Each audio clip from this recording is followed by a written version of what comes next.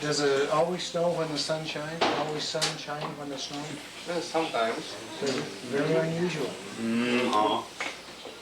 Must be because of the lake. Lots of moisture in the clouds. Then the wind blows the snow. But in Hokkaido, the condition is usual. Sun and snow? Yeah. Same time? そうね。あるね。光の。私は航空に装着するプラスチックの塊にあまり興味はありませんでした。そしてそれらの装置はそれほど重要なものだと思っていませんでした。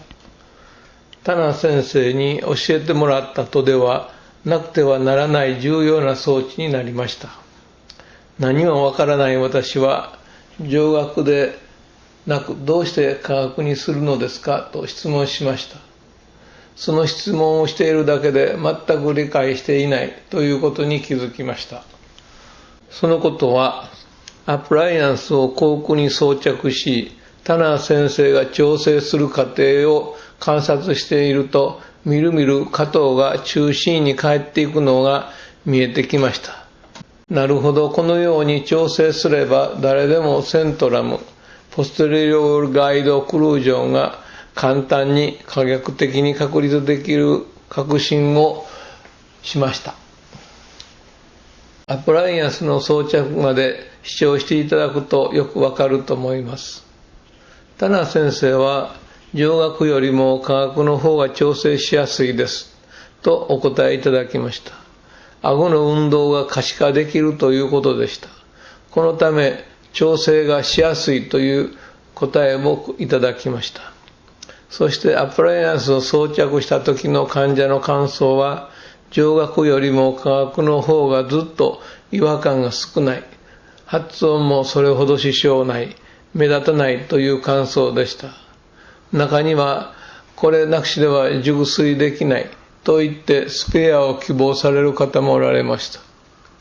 タナー先生はマウントされた科学の模型を使い、アプライアンスの作成にかかられました。そこでも講義で教えてもらって自分でやっているよりもはるかにスマートでみるみるうちに完成しました。Yes, sir. All right, what we've done is we've adjusted level for protrusive, and you can see there's a little space left behind condyle, which means that we've gone just far enough but not too far for articulator.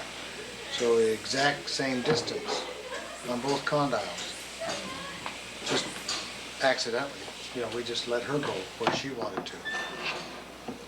And we can see the condylar inclination here looks like 17 on one side, and maybe 18 on the other side. But the accuracy is within 2 or 3 degrees just because you're jiggling. So they're practically identical, aren't they? 15 and 125. It appears that the condyles are about the same position, just as long as this pin, doesn't touch, so that we can just feel that that's about level. It comes out 17 or 18, no matter how we jiggle it. You see, it stays 17 or 18. So both happen to be exactly the same. And that means that when she touches on her teeth, a slight slide, very slight, very slight, hardly at all, slide at all. Yeah. On this side, a little more.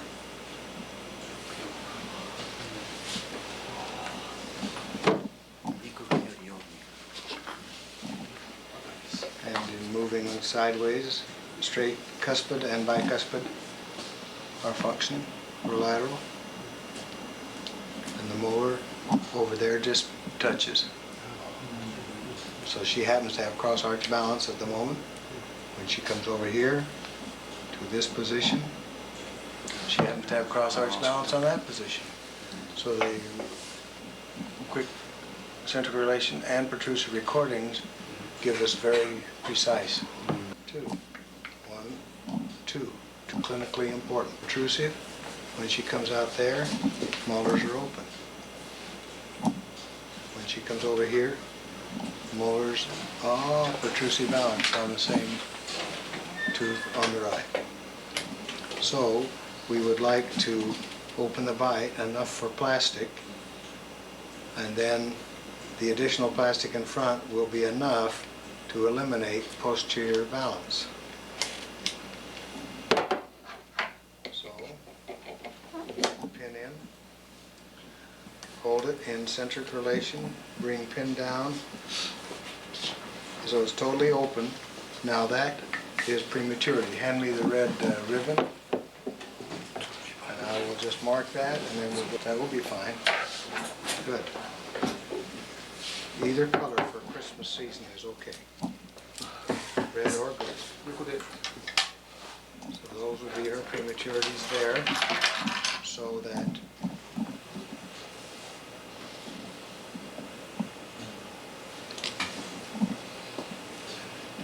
we will adjust the pin to touch at that position. Now that pin touches at prematurity. So we will open two. How's that?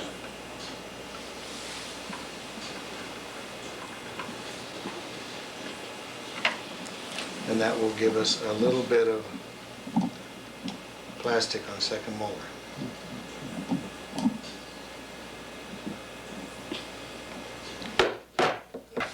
So that will give us enough plastic. And that's what we're really after at first then. Now we want to make sure that at crossover we have enough plastic so that these incisors are tall enough. So if that's the amount of plastic we have, we want to make sure we have the same amount over here and the same amount over here. And that much would mean that the molars are open. So that's all we're interested in. So let's go to this crossover position right there.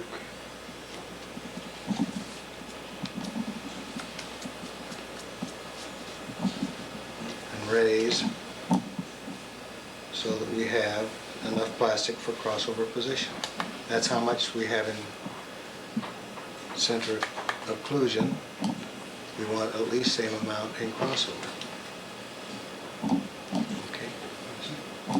So that's how much we have in centric occlusion. That's how much we have in crossover. Now let's do the other wing. In crossover, for natural teeth, touching and tooth touching. So let's raise the wing for proper space and thickness, so that this amount of plastic and that amount of plastic are about the same. So here we are, there we are, and there we are. That's the space, that's the... So that calculates how much plastic we have in front, and it will keep the molars open. So, wax out undercuts so it'll come out.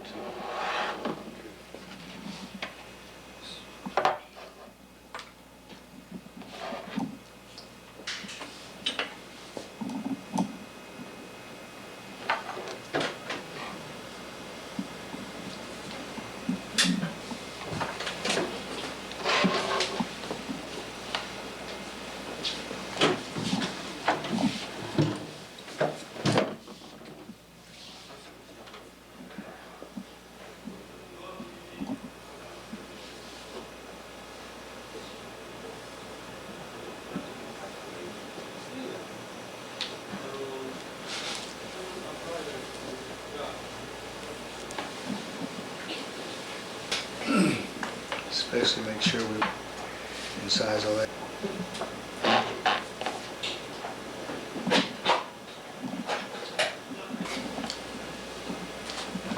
Oh, wait a minute, this is the way we go. So you need more heat.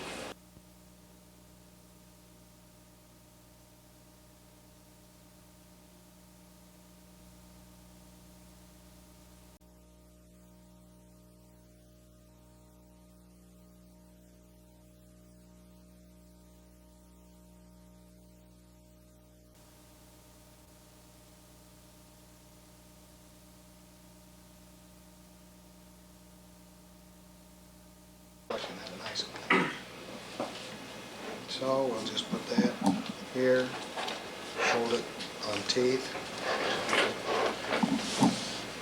fold it down, put cotton roll in the middle,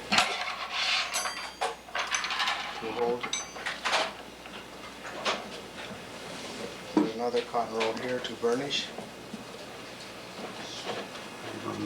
Make sure that it fits in between teeth.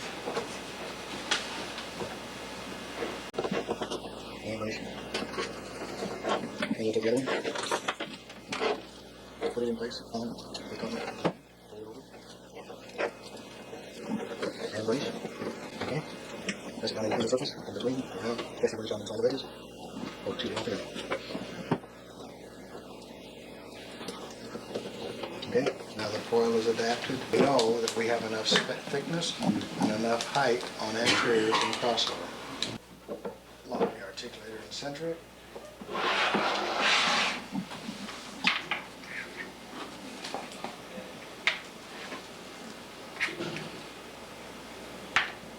Fasten the former.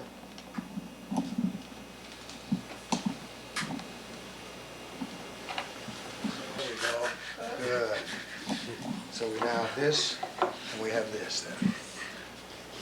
And then you don't develop allergies and sensitivities to acrylic. Okay? Then we have monomer and polymer, approximately 3-to-1 ratio, depending on what it is. We cut it down just a little bit. By experiment, we found that in order to make this beautiful object, okay, now we don't want any bubbles in the acrylic. So the easiest way to do that, you see, is to have cold glass dish. And the reason that we have this special dish is not because it happens to be a custard cup from America. It happens to be just Pyrex. It's open, clean acrylic. 3-to-1, pour the liquid in, cold, powder in, and stir rapidly.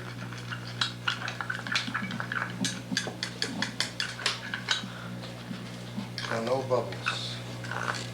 Even that was just barely right. No bubbles.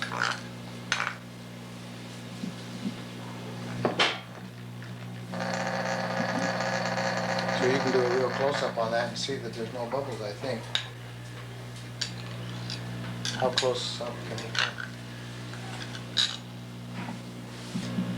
See, I do this to look to see if there are any bubbles. And I do not see any.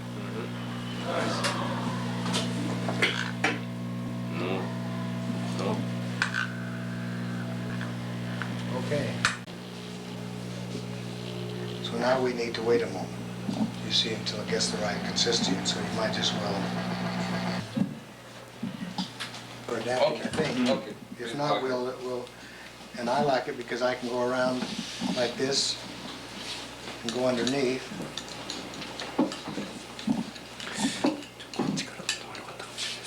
And take it out in one piece. Then I don't have any air in it. And I don't fold any air in it. We can just take this, do you see? Okay, and then mold it here to make it the thickness that we would like. And that's the only purpose of this, is just an easy way of making a uniform thick appliance.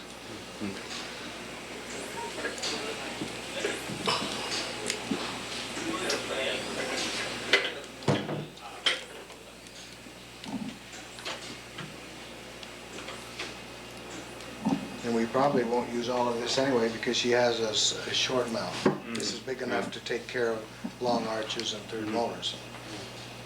So this might be a good time to take this off, and with the Vaseline on top of this layer, you see, we can leave it there. The important thing here is to put the flange down there and then fold the top over. Okay? Same thing here maybe. You see? We'll place the flange in position. Fold it over the occlusal surface, pinch it, that holds it in place. You see, and that gives us time now to mold that there. So if this is in position, basically there and here, and it's uniform in its thickness, you see? So it follows the arch form in front, follows the arch form in back, the flange is just fine, so that when we close the articulator, the Vaseline will be up on top to, so it will lubricate the plastic, so it will plaster. Okay, so we're close. Excess coming out incisal. Replacement, you see, is just correct here. Now we have to wait for it to get hard, but we need something to do to release nervous tension. So this would be a good time, you see, just to have something to do and cut that off. Take here, start trimming.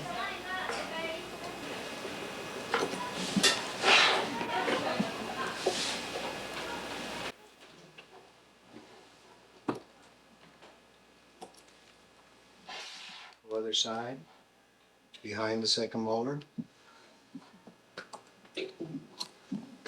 Okay, start to trim here.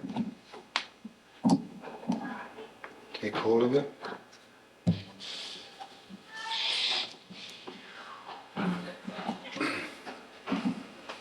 Doesn't seem like very sharp.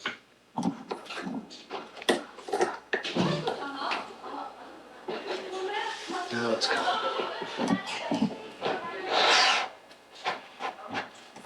Cut off underneath incisal edges. Hold with our fingers to make sure of lingual adaptation. See?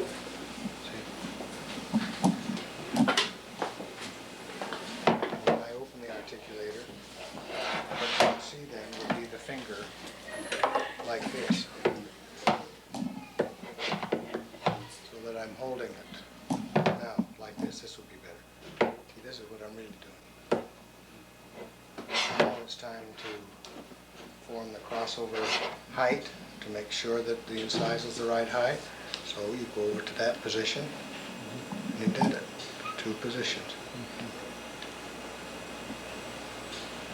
That forms the lower lingual, the right height in the posterior, plus crossover. We do the same thing here then. Come right over here and hold that down.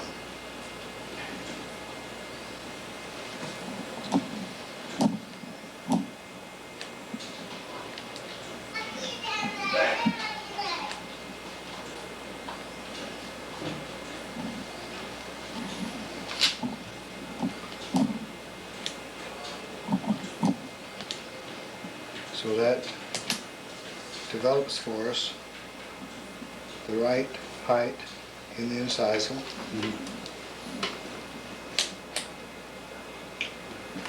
Obviously it will be correct and protrusive because that's the most important position here and here. What does it matter with that? Just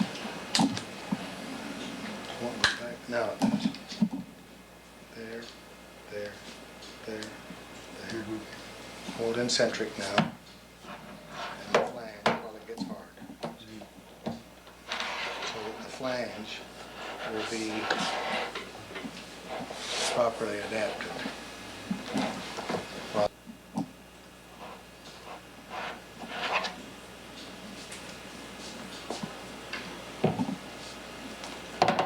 So is it hot yet? It's just getting hard.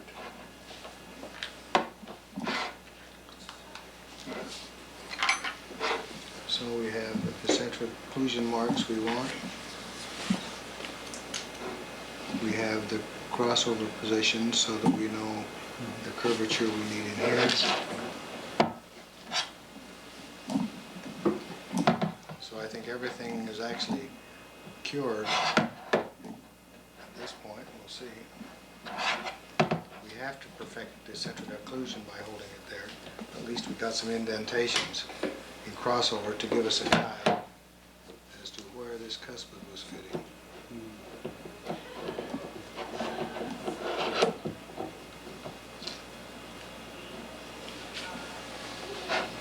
Lead need all these buccal cusps freed up, don't we? So that all of these, and the other crossover position, again, we had the cuspid and where these other teeth were and how they got there.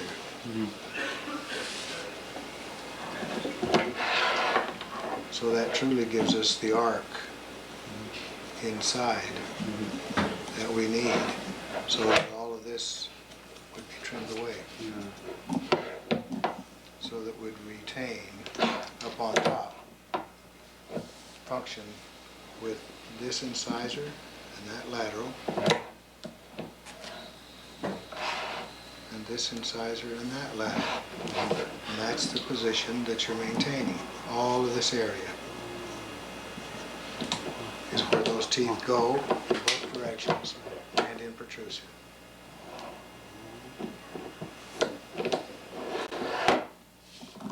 So I think it's hard. And then we can just take the foil away.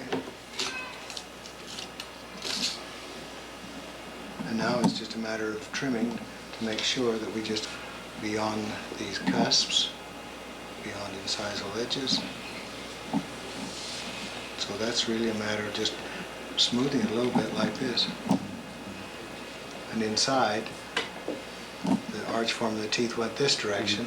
And the way I molded it with my hand, I had it going like this. So by the time I have them parallel with each other, the normal thickness, it'll be all right.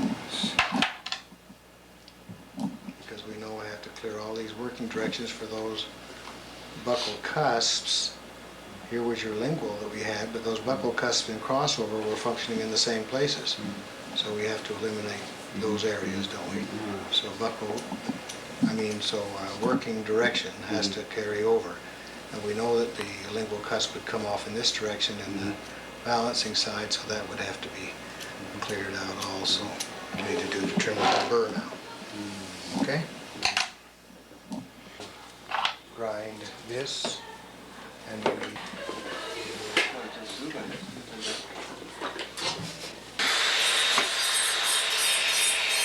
so we don't come out flat like this, and we don't fit it like that, it's just on an angle.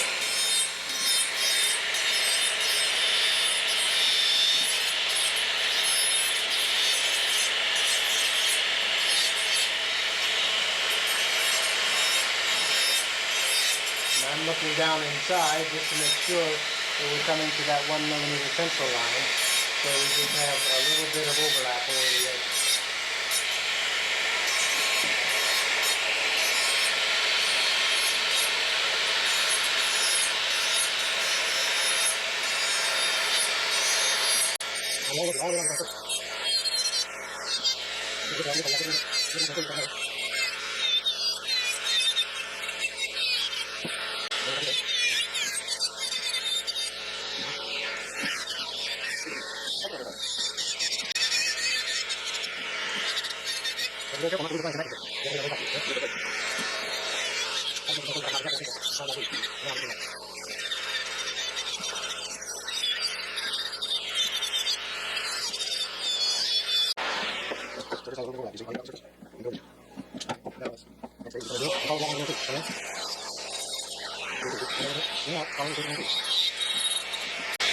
Now we can see how thick the appliance is. When I mold it, you see this is not like it's too thick. We'll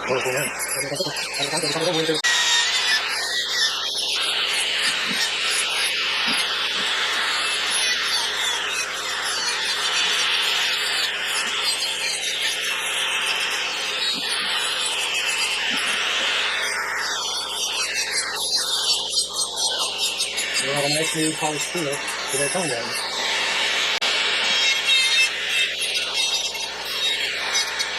We don't know that technical with a different second motor. We can call uniform technical. Same thing here, see? Same motor, the same thing. Round it over, we'll follow the shape of the head, and then we're going to play it out.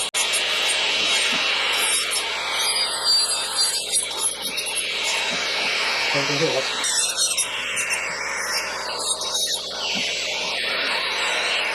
Now all we have to do is make sure you have a open area going to the working side.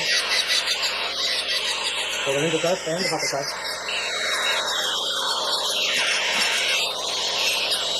And there's openness in the direction of the bark and excursion. Two.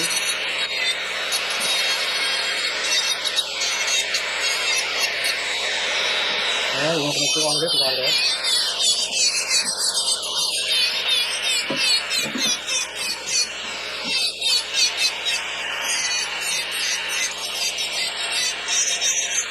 We went to the outline of where the cusp is crossed over.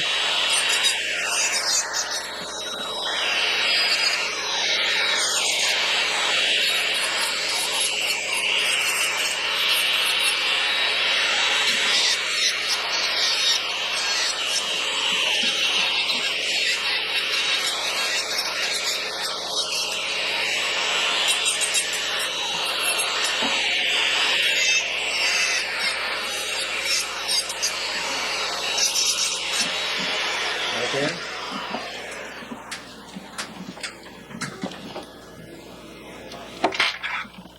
And we'll open the trough up a little bit more now.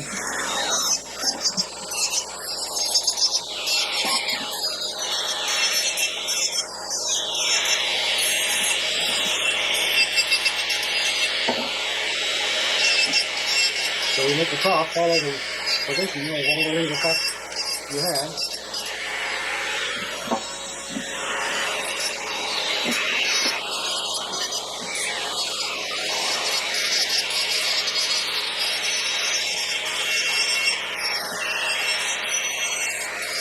Always smoothing and polishing. This is the same way on first bicuspid is. Lingual is still put the bottom inside, it's coming around here, and then it goes out for the first bicuspid, so you cut that away.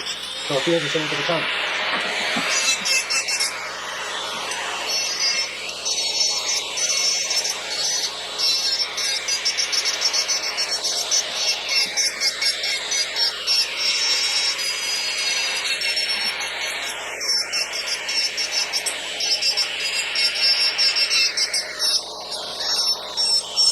And we've left the centric occlusion,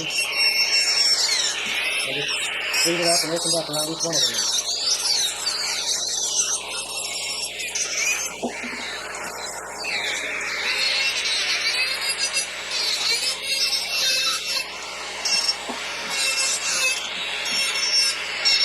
Right now we'll just make sure all of the roughness is smoothed out. Smooth under the sternum, under the tongue.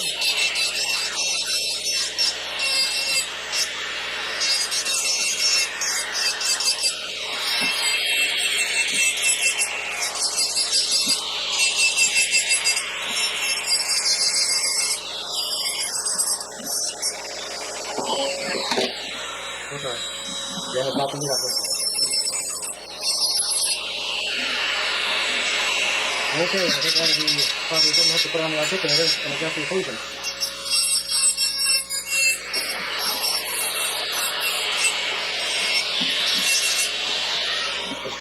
Now probably we could use some red ribbon to go in and check out our excursions.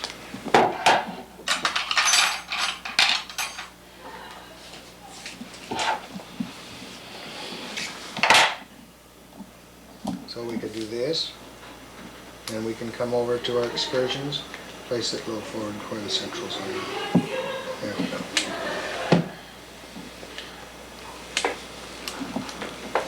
Then we'll do the other side.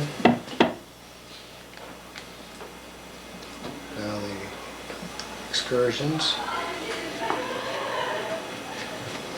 And we'll see what we've got. We have buccal cusp touching and working. Do you see it? We have a buccal cusp here working, molar. We have a lingual cusp working across here. And it's really not smooth on the anteriors yet, because when it comes over here, it looks like the bicuspid touches, then the cuspid touches, and it's the lingual cusp back here that keeps the cusp from touching. So we'll have to get rid of that interference before we can and lower that cusp way down before we can get enough pressure up front. So we still have to get a little bit of freedom and simple occlusion first.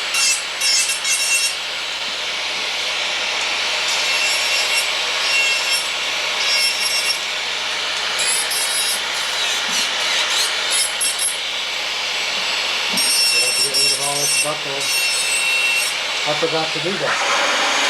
That's the reason that it still shows. When you look in there, you would see no contact on the angle of the upper cusp. Now we can put the ribbon in again and do the same thing. We'll get freedom and occlusion on posteriors. We will get excursions on the anteriors.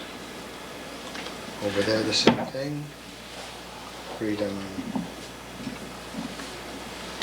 here and there. Now we'll using what we got still some freedom and centric occlusion that needs to be freed up.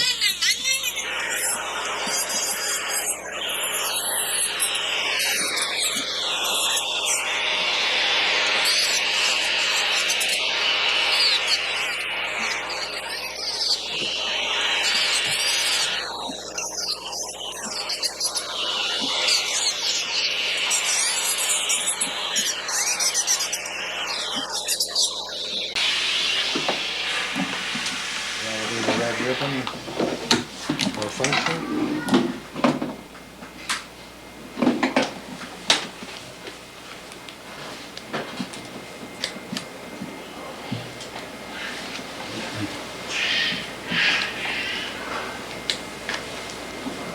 And we will look and see the cuspid functioning right up to there.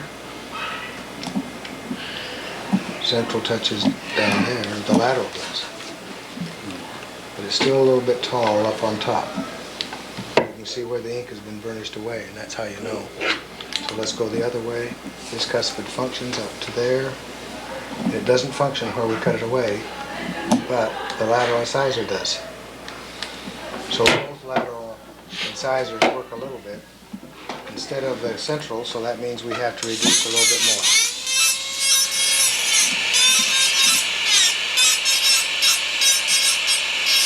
If the central incisor is available, we'd like to use it.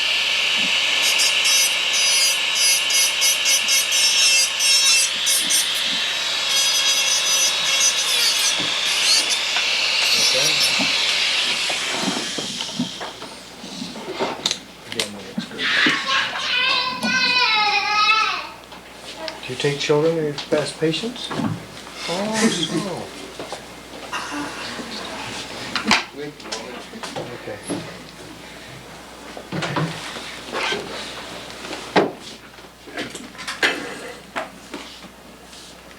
It has to cover the central incisor. Yeah, that's right. Because we're trying to pick up crossover, aren't we, on the central incisor? That's right.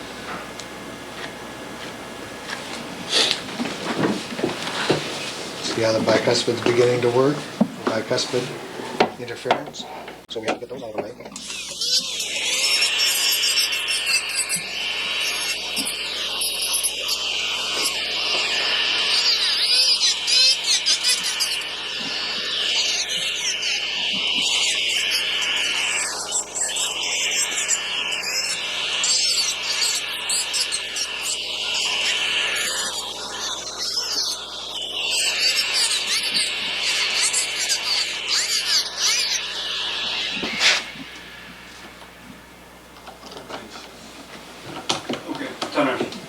Taped? Okay.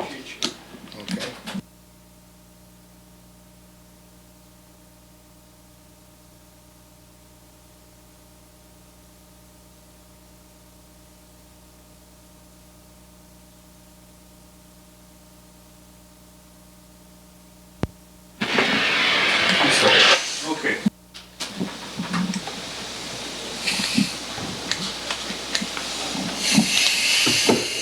See the cuspid coming up here and the lateral incisor. You see the cuspid coming up here and the lateral incisor. What was it?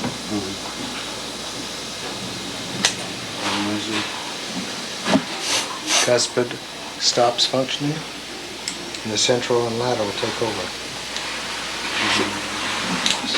See, here's the central incisor now.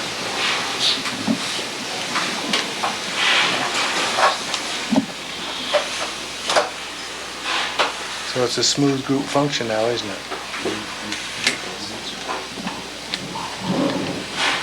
Right there it isn't. It bumps right there.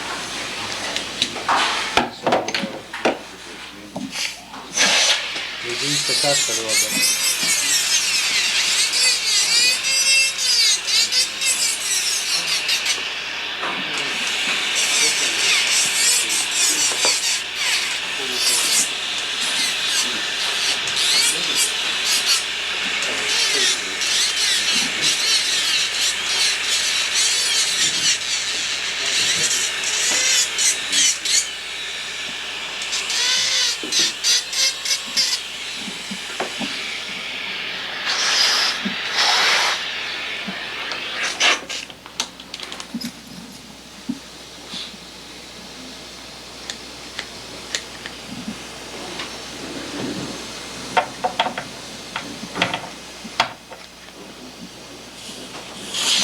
More incisors touching now than before. See right there how the incisors are all touching? They're touching there also. The cuspids don't work. Only as a cuspid lip and then transfer to incisors.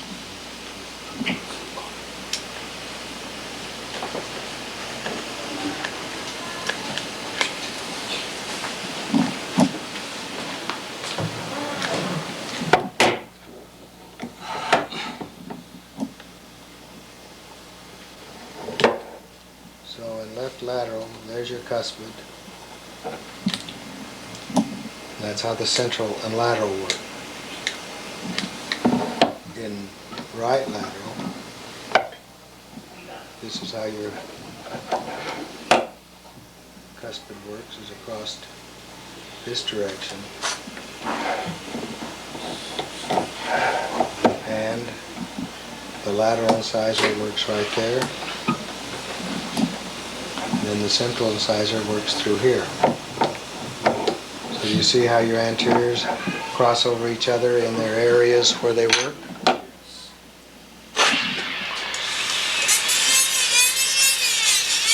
So it's just a matter of smoothing now.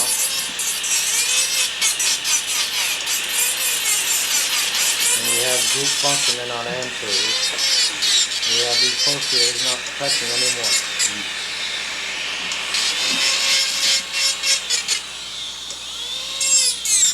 So this will save us a lot of work in the mouth because we've got all this anterior part smooth for her. So let's do the, get you on the molars now.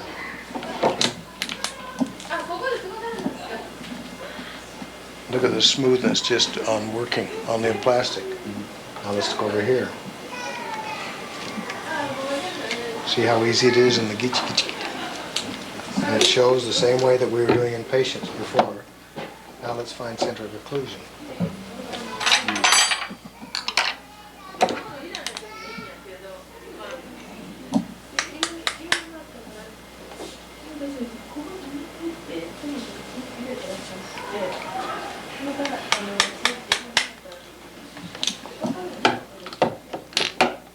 And it's fairly close. That's close enough for the mouth because it's not going to be the same identically because we're going to reline a little bit. So we'll just have it mainly clearing out interferences and smoothing.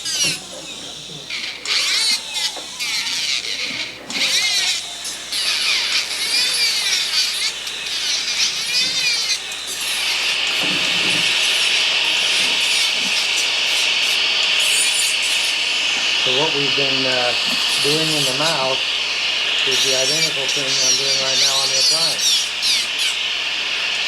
Giving freedom, nice good centrum area.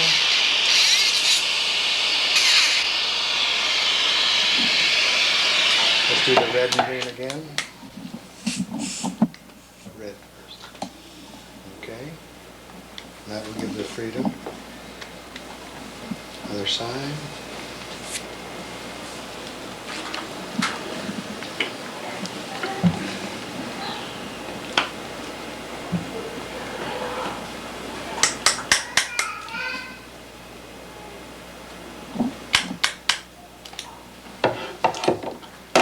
Beginning to look just like the mouths that we were working on, isn't it?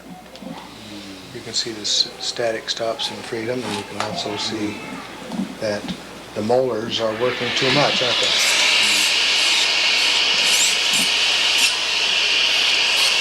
So really, that's time to go to the mouth and reline it now. Okay?